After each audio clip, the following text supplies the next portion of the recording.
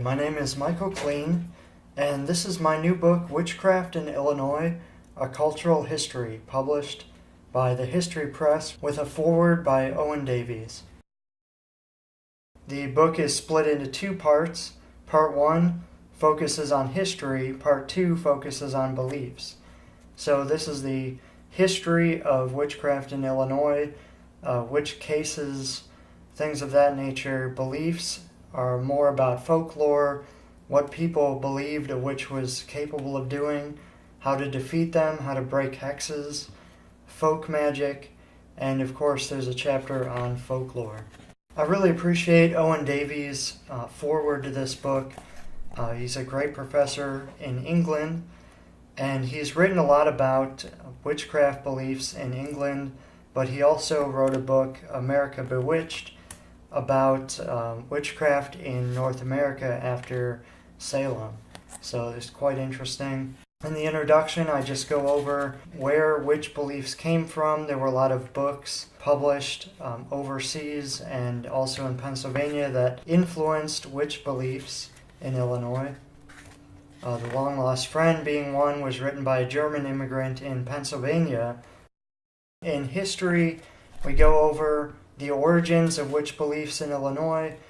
This is a cultural history, so it focuses on mainly how these beliefs came to the United States, came to Illinois from countries like Germany and France and Great Britain primarily. In the early French days of Illinois and witchcraft in the Illinois country, you have two male slaves, Afro-Caribbean slaves, who were brought over to work plantations on the Mississippi River, and they got caught up in witch accusations, or really, as I found, they were accused of several poisonings in the area, but poisoning at the time, along with their beliefs, their animistic beliefs that they brought to the West Indies and then to the Mississippi area, they were interpreted in a context of witchcraft. Witchcraft in Illinois, 1818 to 1885, covers the pioneer days of Illinois, some of the more stranger cases. In early Illinois history books, a lot of the historians would talk about how in the 1860s and 70s, by that time, belief in witchcraft had vanished from Illinois, but we look at several cases that show that's just not the case. James Spiva out in western Illinois in McDonough County was very interesting. I was able to find a lot of primary sources on that, including original court dockets. So there's a lot of documentation surrounding that case, and it shows that these beliefs were quite prevalent in the 1850s. In Windy City Witches, I talk about belief in witchcraft in Chicago. Witch beliefs were heavily influenced by immigrants from Germany, Poland, Eastern Europe, Southern Europe, especially Italy. Even in the 1910s, there were people accusing their neighbors of being witches and bewitching others. So especially in the Union Stockyards area of Chicago. In Witchcraft in Contemporary Illinois, I talk about neo-pagan and Wiccan beliefs in Illinois up to the present day, especially regarding the witch school that was in Hoopeston for a while. It started out in Chicago, was very controversial. So part 2 in beliefs, again I talk about what witches were believed to do, how people became witches. They were said to be able to shapeshift or turn people into animals. One of my favorite parts of the book is about stealing milk, that witches were alleged to be able to steal cow's milk by milking a towel hung over a rack. It's kind of an interesting ability to have, but very practical at the time. Another ability that witches were said to possess was the ability to kill cows with hairballs, these magic hairballs that farmers would find in the stomachs of dead cattle. And it turns out that these actually had a very natural explanation. These bezoars, as they're called, were long believed to have magic properties all around the world. And these things are real. I was able to find examples of them at the National Museum of Health and Medicine in Maryland, and they were gracious enough to send me photographs. This is one of my favorite pictures from the book. Here we have a witch wreath in a newspaper engraving.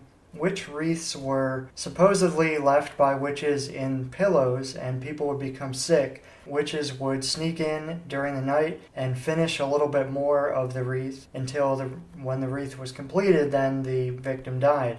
This was widespread in folklore, especially among people from Appalachia, the Scotch-Irish immigrants who populated southern Illinois. Here we have a newspaper illustration of one of these witch wreaths. And then on this page, you see there's an actual picture of a feather crown.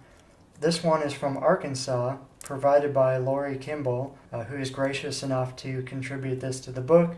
Here you can see the actual real thing.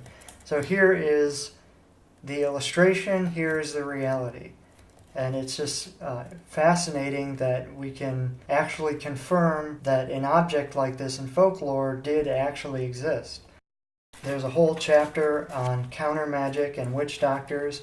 Witch doctors were prevalent in Illinois even up until the 1920s. People visited witch doctors to break spells that they thought had been cast on them. There's an interesting case of a witch doctor in Quincy, Illinois. He treated a young woman for witchcraft. She thought she had been bewitched. He prescribed wearing a silver belt, but she felt overwhelmed by this supernatural attack that she felt was happening on her, and eventually committed suicide. So it was quite controversial. The news media was outraged that there was a person like this operating in Quincy at the time. This was in 1904. Apparently, when the newspaper reporter went and visited the man, he had quite a few customers in there. So apparently this was popular at the time. Then there's a whole section on folk magic, which is similar to witchcraft. People used talismans and spells and things like that to harm their enemies, bring good fortune to themselves, find love, etc. Finally, witches in Illinois folklore. Of course, this is big in the 1970s, 1980s, up until the present day. People believe that there are witch graves that they can visit. Of course, these are usually just unusual headstones or graves in rural cemeteries that have the reputation of being witches that are buried there, but they probably weren't really witches or ever accused of being witches. There's several hundred notes throughout the book, very extensive. I used articles, books, pamphlets and broadsides from England on witchcraft, newspapers, county histories. There's a lot of public documents and primary sources. So this is a very well-sourced book. It's not just, a bunch of folklore primarily, although there is folklore in here. I spent upwards of 7 years researching, writing, and editing this book. So I'm really proud of it. I think it's one of my best works. And I hope you check it out. It's available on Amazon.com and wherever books are sold.